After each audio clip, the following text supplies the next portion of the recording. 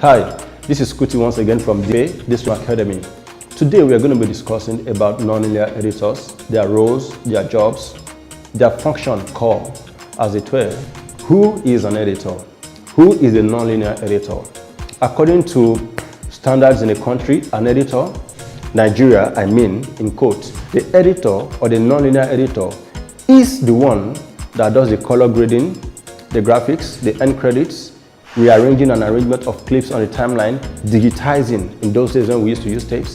The nonlinear editor, on a large scale, based on belief, is the only person that does everything that has to be done in post-production. First, in the country, we need to correct and address that term. There are different categories or different types of editing, all nonlinear or all digital, but then basically what we are facing right now today is the job of the post-production personnel, the non-linear editor.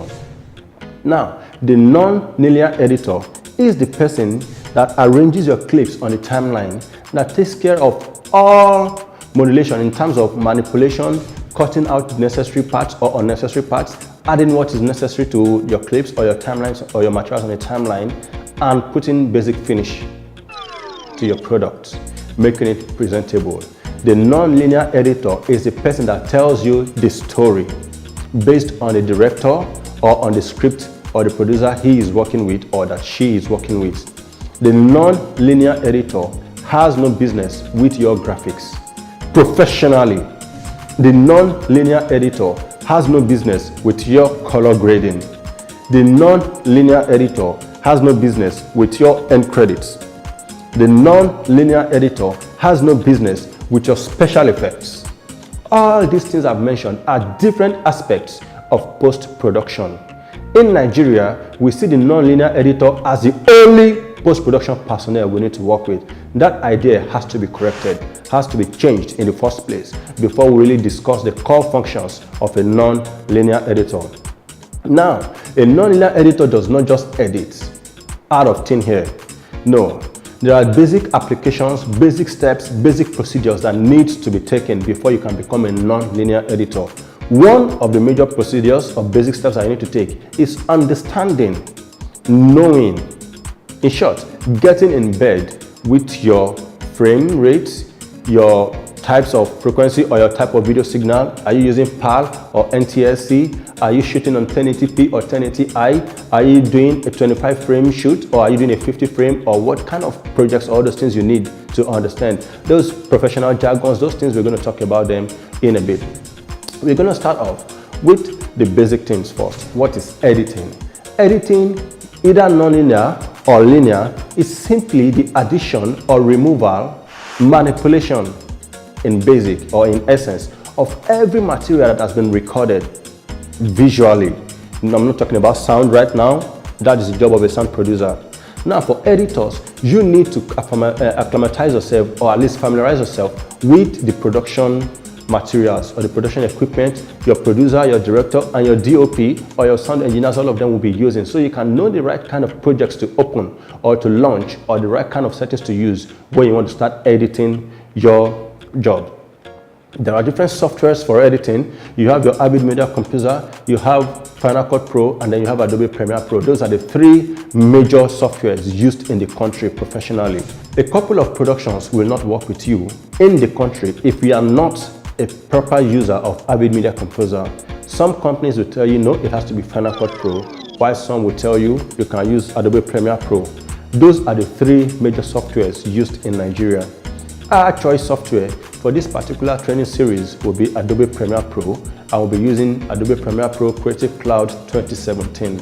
To more details in foundation, in the basics of editing, what do you need to know before you can start editing? One, you need to know what you are editing. There are different types of projects, and they all have different types of approach. You have your music videos, you have your documentaries, you have your films, you have your series, even events also. Everything have different approaches to editing. As we've said, our standard choice for this particular training series will be Adobe Premiere Pro Creative Cloud 2017 for now.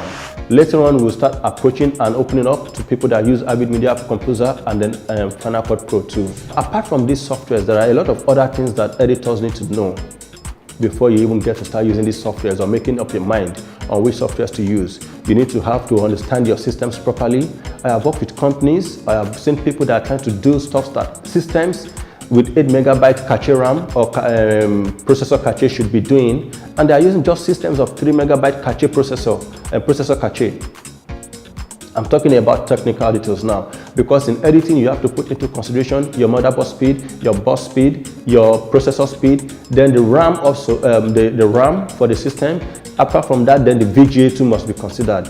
After putting all these things into consideration, you also have to consider the processor cache. All those things need to be considered properly before you choose which system you want to edit with, what kind of software you want to use for your editing, and then how much workload you can put on the system. But all in all, you need to also understand the rudiments of filmmaking. You need to know if you are shooting a 720p project, or you are shooting a 1080p, or you are shooting just a 480, maybe it's just something with your phone. Filmmaking, nonlinear editing goes way beyond what your phone can do or what you can do with those applications on your system. Filmmaking, nonlinear editing goes way beyond just getting materials and putting them on the timeline. You need to know exactly what was shot. The two major signals across the globe that are very popular are NTSC and PAL. You still have your PAL SECAM, you still have other signals also, but in Nigeria we will focus on PAL.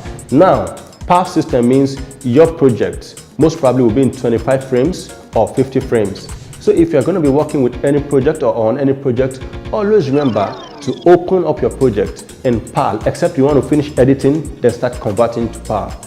In some other countries, it's NTSC. All you have to do is get to understand what your director of photography or cameraman, whichever one you call them in your locality, has shot.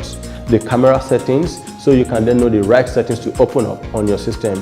We won't be going too much into all those details unnecessarily right now, so we won't clog up your memory or make it cumbersome for you to understand.